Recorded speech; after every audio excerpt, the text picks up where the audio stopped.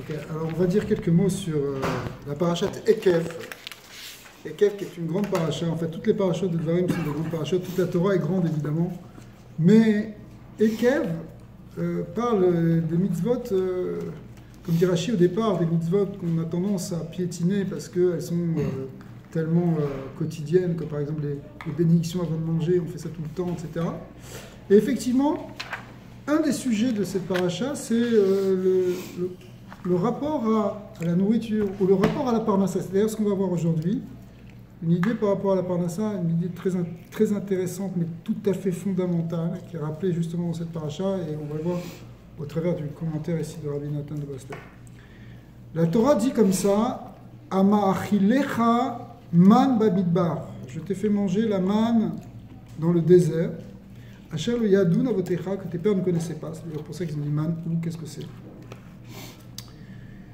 Les man, anotecha ou man nasotecha. En fait, c'était pour t'éprouver.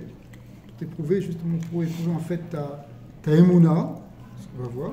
Ou les man, les eti vera be'acharitecha, pour te faire du bien après cela. En fait, le but de l'épreuve, c'était finalement un grand cadeau qui se cachait derrière. Ve'amarta bilvavecha, mais tu as dit dans ton cœur, Kochiv otsem yadi asali et achailazé. C'est ma force, c'est mon pouvoir qui fait tout ça. Or, justement, dans la manne, c'est pas ton pouvoir, puisque c'est complètement, à la limite, c'est passif. Et donc, est-ce que ce passage qui fait référence à avant, est-ce qu'il fait référence à après? En fait, il fait référence à une tendance qu'on a toujours de se dire que la parnassa, c'est nous. Si tu fais pas, t'as pas. Et si tu fais et que tu fais bien, t'as bien. Et a priori, effectivement, ça a l'air de marcher comme ça dans la Teva. En tout cas, ça a l'air de marcher comme ça jusqu'à une certaine limite, parce qu'on voit que la réussite n'est pas toujours dans nos mains. Vezacharta et Hashem Elokecha ki hu anoten lecha koach. Mais tu te souviendras d'Hachem, parce que c'est lui qui te donne cette force, la Sotraïl, pour faire ça. D'accord? Les man akim et berito, Hashem nishba lavotecha kayomaz. Ici, Rabbi Nathan dit quelque chose d'extraordinaire. C'est basé sur une Torah très profonde de Rabbi Nachman, Torah 64, sur une chose très profonde sur le Tzimtzum.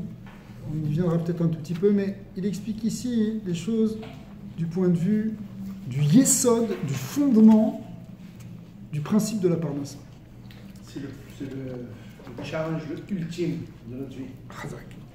Ki hu anoten lecha koach la'asot chayim. C'est Dieu qui te donne la force d'accomplir tout ça. Okay?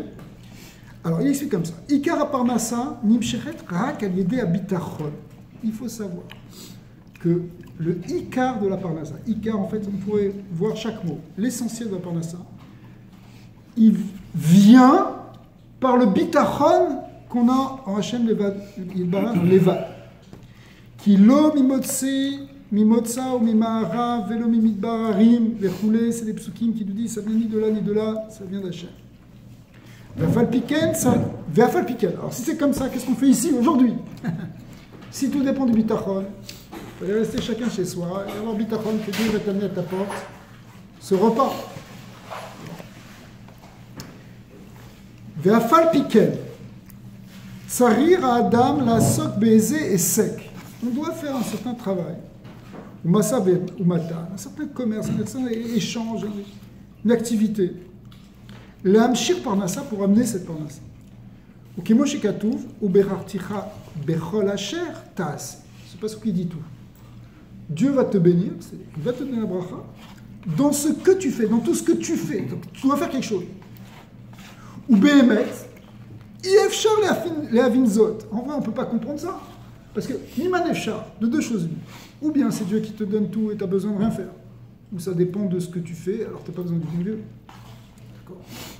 La plupart des gens qui travaillent dans le monde, je ne sais pas la plupart, on ne va peut-être pas rentrer dans une comptabilité, mais il y a beaucoup de gens qui travaillent sans penser au bon Dieu et pourtant. Sans penser au bon Dieu. Et pourtant ils ont leur parnassa. Mais d'un autre côté, la croyance profonde d'Israël, c'est que le Shefa, il vient d'en haut. Et c'est quelque chose qu'on ne peut pas associer, c'est presque un paradoxe. Soit c'est Dieu, soit c'est toi. Si c'est comme ça, si ça vient d'Hachem, si le cœur c'est bitachon, pourquoi tu as besoin de faire une ishtadlout, de faire des efforts? Mais achar chez rak bitachon, puisque l'essentiel c'est d'avoir la confiance, c'est d'avoir la sécurité que c'est Hachem qui te donne tout.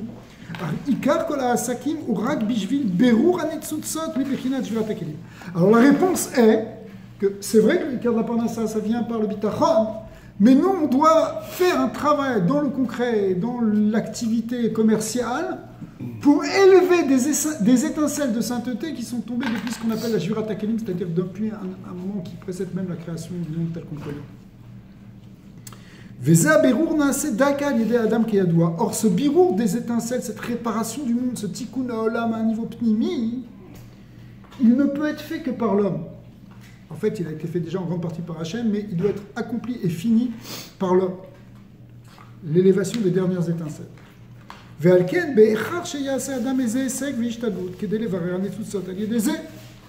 Et en fait, on doit faire un certain travail, faire quelque chose, une activité, pour élever ces étincelles. Le but, c'est pas pour arriver à la parnassa, hein.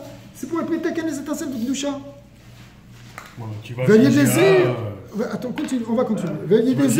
Ou Mamshir, Parnassa, et grâce à ça, grâce à ce tikkun que tu fais, tu es Mamshir la Parnassa, tu l'attires. C'est que tu vas au travail. Sache que c'est Hachem qui va te donner la parnassa, c'est lui qui te donne.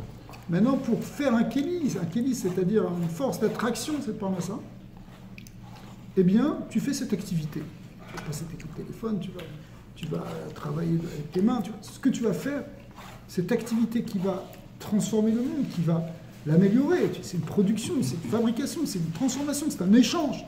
Tout ça s'appelle des birourim. Ce birour permet d'attirer la parnassa. Arafal piken, bevadaï karu abitachon, be'Hachem yitbarach. Mais cependant, l'essentiel demeure le bitachon que tu as dans Hachem yitbarach. Ki tzrichim levarer hashefa shel hamamon ve'haparnassa mishne mine klipot. Et là, il rentre dans quelque chose qui est un peu plus profond et qui dépend de cette Torah dont on a parlé tout à l'heure, la Torah 64,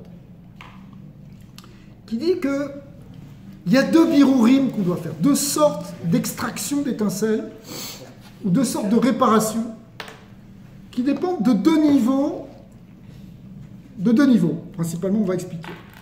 Anim Shachrim Mishne Mine Kfirut, et qui, en fait, ces deux niveaux sont deux niveaux de reniement, de négation de la présence divine.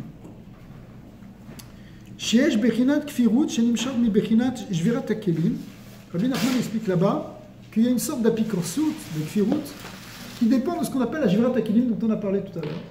Cette destruction des fûts, cette destruction des Kelim, des Séphirot, qui fait qu'il y a eu un éclatement, qu'il y a une séparation, que la présence divine, elle est dispersée, elle est en galoute elle-même. D'accord ? Et que nous, on doit la ramener. Chaque fois qu'on fait une bracha sur un aliment, on ramène la Shechina à sa place. Pour donner un exemple, chaque fois qu'on fait une mitzvah, chaque fois qu'on fait un travail, chaque fois qu'on fait quelque chose, on répare, on ramène Hachem, on réunit les étincelles divines qui sont tombées dans la Shvirat HaKelim. Et celles qui viennent, cette apikorsout qui vient, cette opposition, cette hérésie qui vient de là, parce que c'est quelque chose qui nie en quelque sorte la présence divine, ça, il y a une possibilité de réparer. D'accord. Mais Sham Efshar Adaim Limso Eze Yishuv et Tirutz les Batel Akfirut. On peut, ce genre d'hérésie, on peut encore y répondre. Ouais. C'est une bechina de Dam Alayashib Apikoros. Sache qu'on répond à l'hérétique. D'accord. C'est-à-dire qu'on peut donner des réponses. Mais il y a un autre niveau dont parle Rabbi Nachman qui lui est beaucoup plus difficile. Aval Yesh Bechinat Kfirut Shenim Sheret Mi Bechinat Chalal Apanoui, qui elle vient non pas de l'événement qui s'appelle la Shvirat HaKelim, mais quelque chose qui vient d'un niveau encore antérieur à tout ça, qui s'appelle le Tzimtzum. Le Tzimtzum, c'est la contraction originelle qui est apparue au sein du Or Ein Sof, de la lumière infinie, et qui a permis l'existence des mondes, qui a laissé une place à la création. Mais dans ce Chalal Apanoui, il y a en quelque sorte, et ça c'est aussi une grosse difficulté de comprendre ça, parce que ça aussi c'est paradoxal, là-bas dans cette Torah 64, Rabbi Nachman explique en détail, d'un côté il y a une absence de Dieu, puisque la lumière a été voilée, et d'un autre côté, et ce qui crée, si vous voulez, un vide dans l'univers où on peut croire que Hachem n'est pas là, n'existe pas. D'un autre côté, en réalité, au fond, le Tzimtzum n'est pas Kepshuto. Il ne faut pas le comprendre au sens littéral du terme, parce que la présence de Dieu, elle est forcément là aussi. Sauf qu'on ne peut pas l'apercevoir. On ne la comprend pas, on ne la voit pas. Mais au fond, s'il n'y avait pas une dimension divine aussi, au cœur même de ce Halala Panouï, de cet espace vacant, mais la Shrina, c'est comme la chambre magnétique. Il n'existerait même pas. Il n'existerait même pas. Mais, cependant, ça apparaît comme si il y a des places métaphysiques ici, des places dans l'univers où il n'y a pas de divin. Et de là est généré, ou trouve sa source, un type d'hérésie qui est complètement, si vous voulez, une négation du divin, et non seulement une négation du divin, mais c'est quelque chose qui s'appuie sur des raisonnements qui sont complètement faux et sur lesquels finalement on ne peut même pas donner de réponse parce que tout est faux à la base. C'est ainsi qu'il va l'expliquer. Il va dire, c'est comme quand tu poses une question avec des prémices qui sont complètement fausses. Ça ne sert à rien de rentrer dans la réponse parce que la question elle-même, elle ne commence pas. La question elle-même, elle est fausse. Ça, ce type d'hérésie ou de perplexité, si vous voulez, de difficulté de compréhension, finalement, on ne peut pas y répondre et ça engendre, si vous voulez, une forme de philosophie qui amène à quelque chose d'absurde. Et Rabbi Nachman a beaucoup préparé ses élèves pour leur dire de même pas essayer de répondre à ce genre de questions. Ce qui vient de ce qu'on appelle les Chochmot Ritsoniot, c'est-à-dire encore, bon, on peut discuter là, sur une forme, on peut discuter sur des religions, par exemple, on peut discuter sur, ou même on peut sortir, il parle de l'exemple même de la magie, etc. Ok, mais des choses qui viennent, parce que ça vient de la Shvirat HaKelim, mais ce qui vient du Halala Panouï, ce qui vient, si vous voulez, de la négation pure au départ, c'est pas, on ne peut pas rentrer. Après, il explique dans cette Torah là-bas que il y a quelques très grands tzadikim, en fait, le tzadik Gadol, le tzadik Emek, qui lui peut rentrer et peut discuter et peut aller chercher les neshamot qui sont perdus là-bas. Et ça ne va pas être simplement par la discussion, ça va être aussi par ce qu'il appelle un nigun du tzadik qui est capable d'aller chercher les neshamot, parce que c'est pas par la parole, c'est pas dans la compréhension des gens qui sont complètement perdus dans ce genre d'apikorsut. On ne peut pas les ramener directement par la discussion, parce que la discussion, elle ne commence pas, elle tourne en rond, ça va tourner en rond. D'accord ? Alors, on va revenir à notre sujet, parce que là, on est parti dans quelque chose qui est de l'ordre de... Ce qu'on a appris ici, il y a une différence quand tu vas au travail, c'est ton propre travail, donc c'est le crédit, tu vas avec la pitachon, tu vas avec la Emouna, et tu ramasses les lignes, mais quand tu travailles pour quelqu'un, on dirait que c'est pas les mêmes... On dirait que tu comprends, parce que bitachon dans quoi? C'est le patron qui te donne la paie. Ça, c'est une difficulté. C'est lui qui décide ton augmentation, c'est lui qui est de bonne humeur, il n'est pas de bonne humeur. Tu comprends?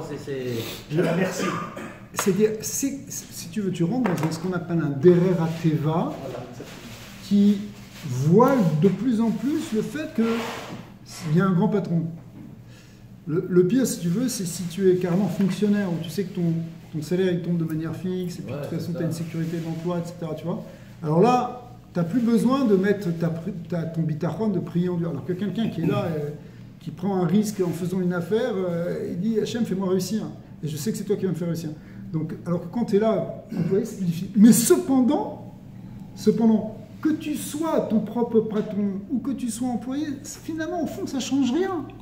Parce que c'est Hachem qui donne le shefa et toi, il y a un prétexte qui est là. Tu viens élever des étincelles le matin quand tu viens travailler, mais en réalité, c'est juste un prétexte pour créer quelque chose qui va attirer ce shefa qu'Hachem est en train de te donner. Qui vous pensez à plus grand S? C'est une bonne question qu'il pose David. Est-ce que c'est le patron, que lui, il peut prendre beaucoup, attribuer le succès à lui-même, ou le fonctionnaire qui rentre comme une montre suisse, il reçoit sa paye chaque 2 semaines, c'est la même. Donc il rentre dans un... C'est deux missionnaires qui sont différents. C'est deux épreuves qui sont différentes parce que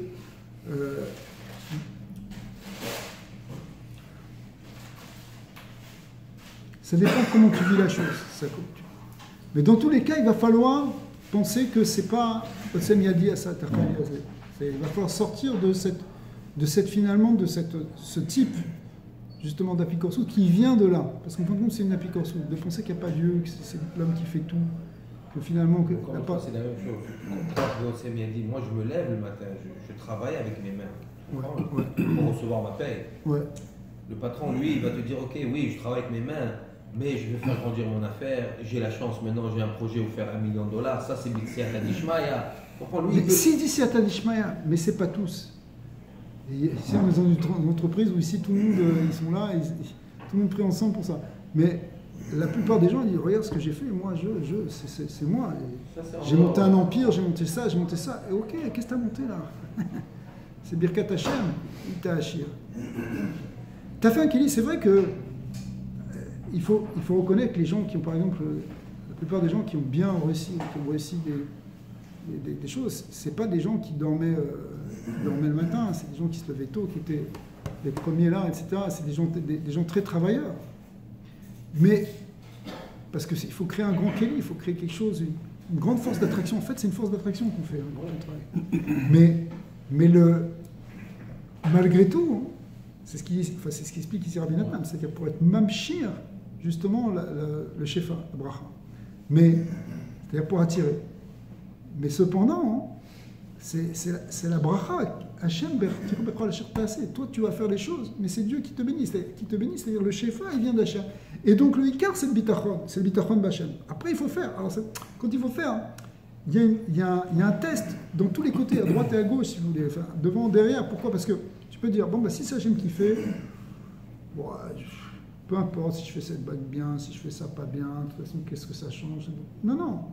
Quand tu fais les choses, tu dois le faire de ton mieux. Et tu dois le faire avec tout ton corps, etc. Mais cependant, tu ne dois jamais perdre de trucs. Alors tu vas me dire, ouais, mais ok, tu es en train de m'embrouiller là. C'est bien gentil tout ça, mais à la fin, c'est moi qui ai travaillé. Écoute, la plus grande preuve, c'est que des fois, on peut travailler très dur, faire beaucoup de choses, et la bracha, elle ne vient pas. Ou bien, hein, et ça on le voit beaucoup dans le business, tu mets beaucoup d'activités dans un projet, dans un dossier, dans quelque chose, ça ne fonctionne pas du tout à la fin, et puis tout d'un coup quelqu'un t'appelle, et puis un truc se fasse très facilement, tu le fais. Les gens qui sont dans les transactions commerciales, ils voient ça presque tous les jours. C'est pas forcément à l'endroit où tu as mis des efforts, c'est pas forcément de là que ça va venir. Et ça te donne une leçon. Que finalement, la bracha d'Hachem, c'est en 2 secondes, il peut te faire ta parnassa pour le mois, pour l'année, alors que tu as mis des mois sur un dossier et que finalement ça ne fonctionne pas. D'accord? Donc ça vient t'apprendre réellement que ça vient par quelque chose qui est surnaturel. Mais cependant, ce 6 mois que tu as mis là dans le travail de ce dossier, tu pensais que tu allais faire cette transaction, et puis finalement elle n'a pas marché au dernier moment pour un truc complètement stupide qui t'échappe, qui n'est même pas de toi, si finalement la banque elle n'a pas voulu donner le crédit à celui-là, etc. C'est un truc que tu n'attendais pas. Mais tu avais besoin de faire cet effort-là. Tu avais besoin de faire cette ishtadout là. Là-bas, tu as élevé des étincelles de Gdusha. Tu as fait quelque chose, tu as fait un tikkun, tu as fait une réparation. Même la sueur de ton front, elle répare tes étincelles. Mais si ça vient facilement par un autre côté, c'est que ça vient parce qu'à la fin, toi, tu as fait ta ishtadout, mais c'est Hachem qui te met la bracha. Et c'est pas forcément là où tu croyais que tu étais en train de créer le Kéli. Parce que le Kéli, c'était pas ce dossier que tu étais en train de faire. Le Kéli, c'était les efforts et ce travail que tu étais en train de faire. Mais là, d'Afka sur ça, ça peut venir par ailleurs. Est-ce que le fait qu'à Rosh Hashanah, notre Parnassa, elle est écrite dans le livre, ouais. Est-ce qu'il y a moyen de changer ce chiffre ou c'est juste par le biais de mon comportement et elle va venir plus facilement ou avec plus de difficultés? C'est une très bonne question. C'est la même question aussi qui est posée dans les soirim de Chassidut Rabat qui demandent la question, les rabbins nous ont posé cette question, les mamarim. Si la Parnassa est fixée à Rosh Hashanah. Qu'est-ce qu'on a besoin de prier tous les jours? Tous les jours, on prie pour la Parnassa, on chante la Tefila. Il y a une bracha, on demande la bracha de la Parnassa. Tu n'as pas besoin, puisque ça a déjà été déterminé, tu vas déjà partout. Alors, ils expliquent là-bas que le potentiel, il a été déterminé au niveau d'un niveau qu'on appelle Malchut d'Atsilut. Malchut d'Atsilut, ça veut dire c'est un potentiel de Shefa que tu vas avoir qui t'est déterminé, qu'il y a un chelek qui est pour toi. Mais après, chaque jour, ça doit descendre. Et il faut faire des prières pour que ça descende. Pour pas qu'il y ait des kitrougim, qu'il y ait des choses qui empêchent la descente du Shefa. Alors, nous, notre potentiel, on ne le connaît pas, Rosh Hashanah. Mais ce potentiel, il est peut-être beaucoup plus que ce qu'on pourrait imaginer. Donc c'est pour ça qu'on peut faire encore plus d'efforts, encore plus de tfilotes, encore plus de choses. Donc si je fais rien, que Dieu préserve, alors ça c'est une chose. Est-ce que je vais à la fin de l'année récolter ce potentiel, ou le potentiel, je peux aller je vais chercher le maximum de ce potentiel basé sur mes actions? Alors, premièrement, tu peux ne pas recevoir tout ton potentiel. Ah, ok. D'accord. Parce que tu peux faire des choses qui le bloquent. Maintenant, pour répondre jusqu'au fond de ta question, même s'il y a des choses, même si tout a été prévu à Rosh Hashanah, malgré tout, tout peut changer à tout moment. C'est-à-dire que il peut y avoir quelque chose qui peut être un grand chen d'Hachem, un grand chesed, ou même toi qui fais une action, je sais pas, qui déclenche quelque chose, mais c'est un nefesh qui peut bouger les choses, et qui fait que il y a tout ce qui a été prévu à Rosh Hashanah, il y a le circuit normal de l'année, mais il peut y avoir quelque chose d'exceptionnel aussi. Donc, on n'est jamais limité, mais la leçon de ça, c'est que, bon, là on parle, dans ce que je viens de dire, c'est plus le côté de l'effort spirituel qu'on a à faire. Parce qu'il faut aussi prier pour la Parnassa. Parce que, on pourrait croire, on dit, bon, bah, écoute, la Parnassa, Dieu le bon Dieu, ok, on prie pour les choses spirituelles. D'accord, on va pas commencer. Non. Même le Harizal, il faisait des tfilotes pour la Parnassa, au Sefer Torah.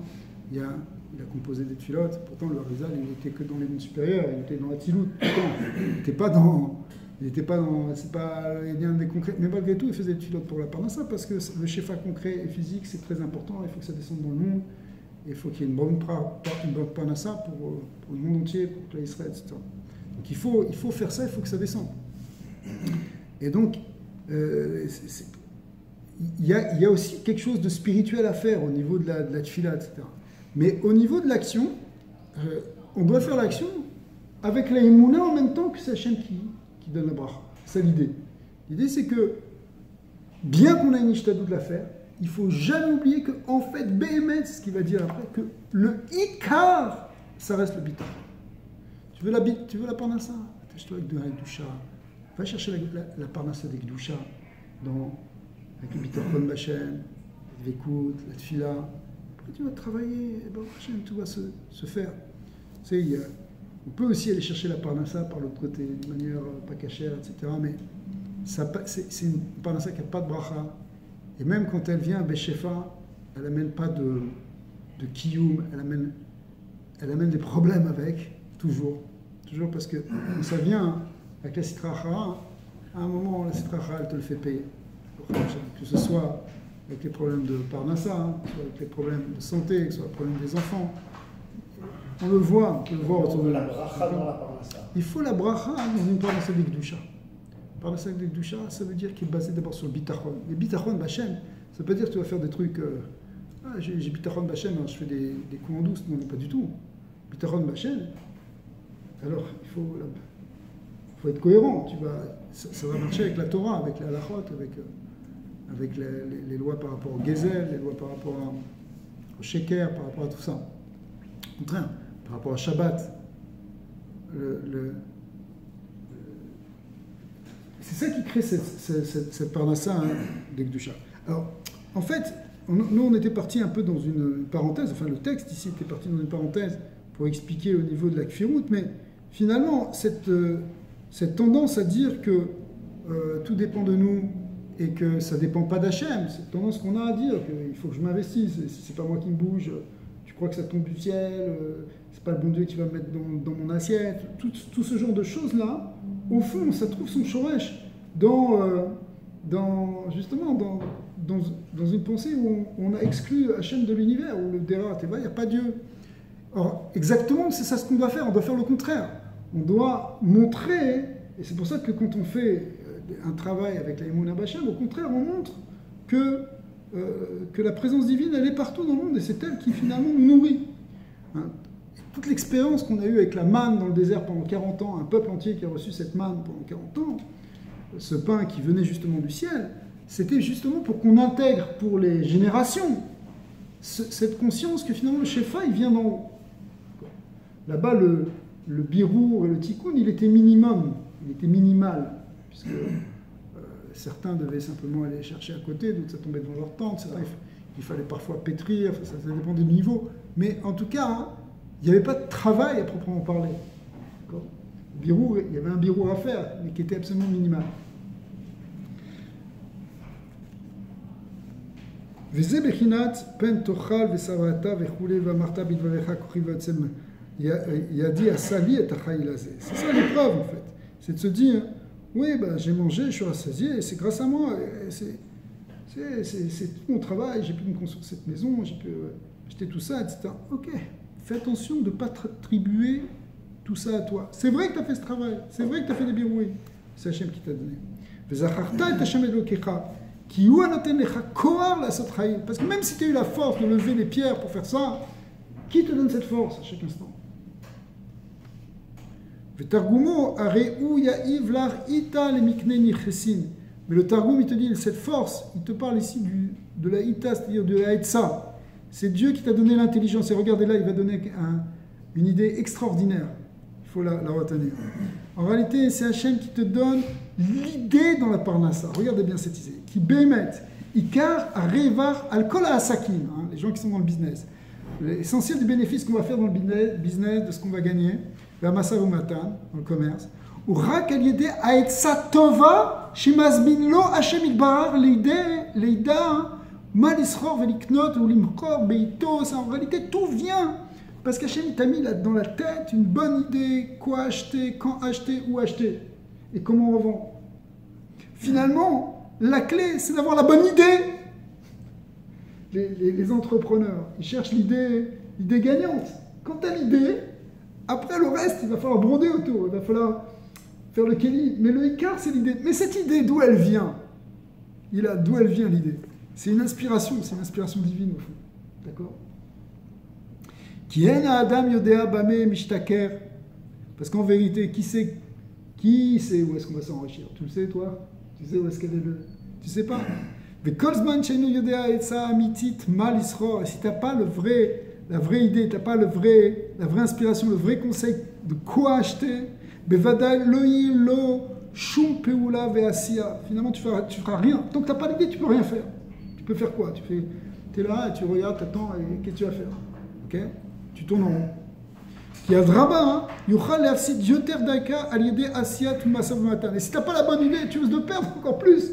Tu vas investir, tu dis ouais, je vais faire ci, je vais faire ça. Tu mets tes économies, tout ce que tu veux. Et à la fin, si tu n'as pas la bonne idée, bah, qu'est-ce que tu vas faire avec? Okay. Donc il faut avoir la bonne idée. Qui c'est qui va te donner la bonne idée? Hein? Si ce n'est pas Hachem. Tu peux aussi avoir le tzaddik. Il y a beaucoup de gens qui réussissent dans le business. Pourquoi? Parce qu'ils s'attachent à un tzaddik, parce qu'eux, ils n'arrivent pas à avoir l'inspiration, ou l'ont partiellement, mais ils veulent la confirmer. Avec un tzaddik qui, lui, a le complément de l'inspiration. Pourquoi? Parce qu'il va chercher plus haut. Ou kanire bechouch kama pa'amim. C'est quelque chose qu'on peut voir, des gens qui ne réussissent pas parce qu'ils n'ont pas eu le bon...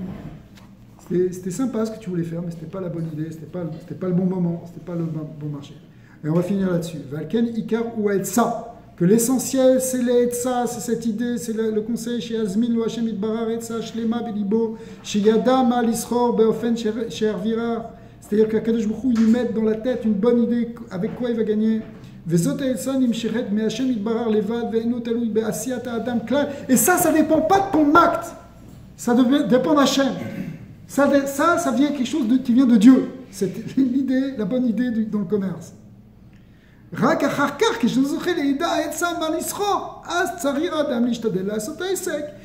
tu as eu la bonne idée, après il va falloir que tu te mettes au travail. Et ça va dépendre de toi maintenant, si tu te bouges ou pas.